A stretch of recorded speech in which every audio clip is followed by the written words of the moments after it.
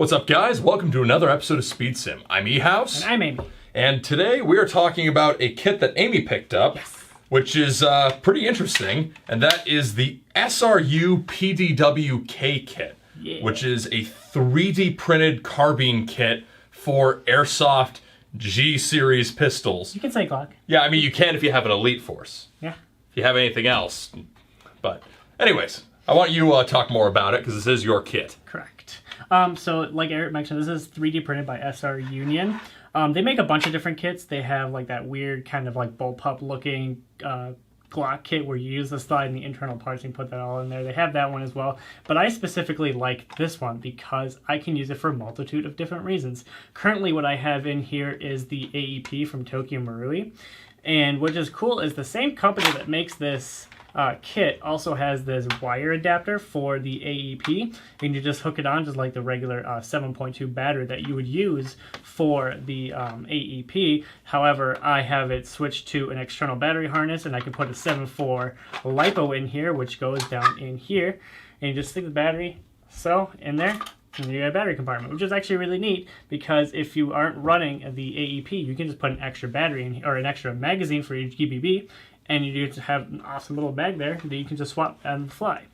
The kit itself is actually very versatile. You can put the Elite Force in there like they advertised it on eVic, which is why I picked it up in the first place. The kit comes with two different mag wells, one for the AEP because you kind of need to screw it down on the bottom in order for it to fit on this portion right here, or else it won't fit. If you have like another Glock, you have, like, let's say you have a different magwell on it, it won't fit on there. You have to use the SR Union magwell in order for it to even work.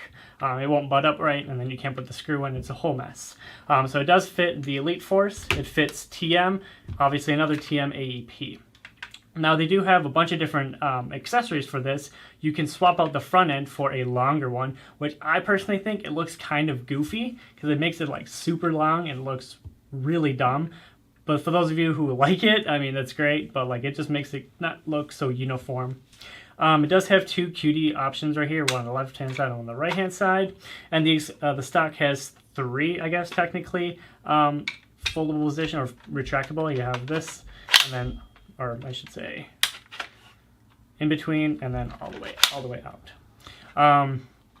Other than that, I mean, it has pretty much everything that you want out of a carbine kit. It does come with your obvious charging handle that you stick on the top here, like that. As things fly off. As things fly off. The gripe that I have with this kit is there's no way to secure this. Once it's in there, you're kind of stuck with it the way it is. It just kind of flops around. There's no way to secure it. It does have a hole back here. I don't know what that hole is intended. Maybe it's for the 3D printing process or whatever. But or maybe you're supposed to be able to put a screw through there. I don't know why they did it like this, because you have to put this part in first, and then put the little shroud on top, and then go on the inside. And it's a whole process. But then once it's in, it's very loose. Like you can tell, like it's pretty loose like that. I don't use it for that purpose. Right now, I'm just have the AEP in there, kind of what I wanted to do in the first place.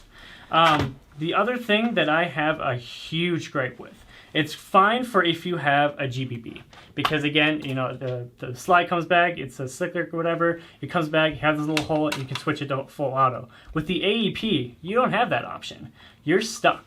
So either this is one using a G18, obviously. Well, yeah, it's the only TM only makes the G18 version of an AEP anyways. Yep. So it doesn't.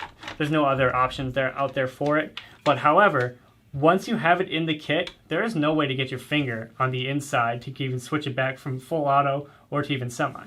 So that is one huge gripe. You can Dremel it out, but then it just looks goofy as hell, and it doesn't conform to like the ergonomics of the kit, the way they have it processed. You can do it. I might just end up doing that way because, I mean, I want to have access to the full auto if I need be, because, I mean, again, it's an AEP, shoots 220 FPS. So I want to be able to switch back and forth. So that's one of my biggest gripes about this kit. Other thing is, getting the actual wire harness in here is a process. You have to take off this top screw, this side screw, this screw, and everything kind of just slides out. And on top of that, you need the two rails on the side also that needs to come off before you even take all this apart to put the belt wire in. So if you're going to try to switch it between GBB and AEP, just be aware there is a process to switch it between two different propellants, I would say. So there is that. Now this kit does come in at $120, I believe, $120, $130, something like that. So it's not cheap by any means, but it's not overkill either. I mean, they have a great 3D printing process. There's a video of them running it over with a little Japanese car. It's not like a Hummer or anything like that. It's actually really tiny, but they do run it over and it doesn't break. So the quality is there. Yeah. Personally, though, my main point of contention with durability, I have a feeling I would break this stock. Of course you would. I would definitely break this kit. This kit is very light. That's something that's definitely worth noting. Is this kit is lightweight because it's all 3D printed plastic. I don't think there's any metal on the outside of this kit. Besides the inlays for the QD and the screw holes. And the spring inside for the stock to pump out. Yeah, but other than that, like, everything is plastic. So that's something to keep in mind if you're thinking of using this really hard. Maybe spring for something else. But this is a cool kit if you're looking for something like this. My main thing with it is bear in mind you still are limited by the performance of whatever you put in here. Right, of course. You're still using an AEP or a gas blowback pistol. So if you're thinking of grabbing this just to have another option for a gun you already have, then that's probably a very good idea. If you just want to have something cool, because it's Airsoft, who doesn't? But if you're thinking about grabbing this as opposed to, say, grabbing an ARP9 or grabbing a Vector or some kind of other submachine gun option, I don't know if this would compete just because you have the benefits of a full-size gearbox or a full-size gas blowback system in other like pre-built PDW options. Right. So, I mean, for my side of it, I would rather use my Vector than this, but my Vector weighs twice as much. I would say 3 times.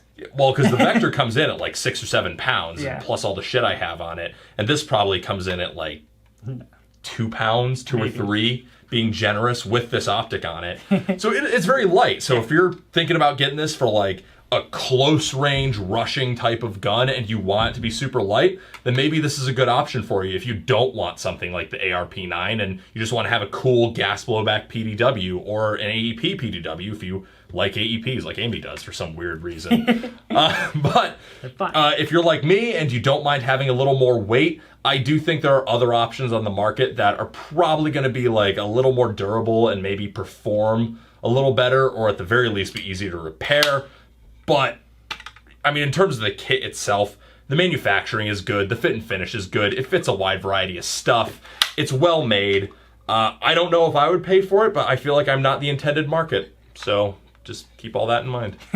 One last thing I do want to mention is this shroud doesn't fit if you put a different slide on your pistol. I know a lot of people who run Tokimarui Glocks, they have different slide cuts because mine are angled such a way that this shroud does not work. It just kind of slides around. It's not going to work. So you need something OG like the Elite Force. So if you have an Elite Force, this kit is going to work perfectly for you. Or the original slide. Or the original slide, yeah. But again, we know how TM slides go.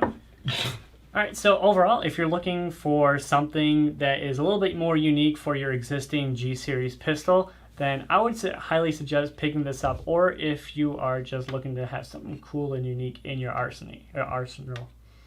So, overall, great buy, at least for me.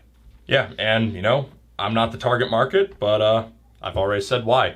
It is cool, though. It's well made, so I can appreciate all of that. So I guess that was it. Yeah. Once again, thank you for watching an episode of SpeedSim. My name is Amy. And I'm E-House. Thanks for watching. We'll catch you in the next one. Peace. Thank you for watching this video from Gun Gamers. We hope you enjoyed watching it as much as we enjoyed making it. Check the description below if you'd like to buy a t-shirt or a patch, and use the coupon code JUDY10 for 10% off of your next order at Amped Airsoft. Thank you again for watching, and praise Judy.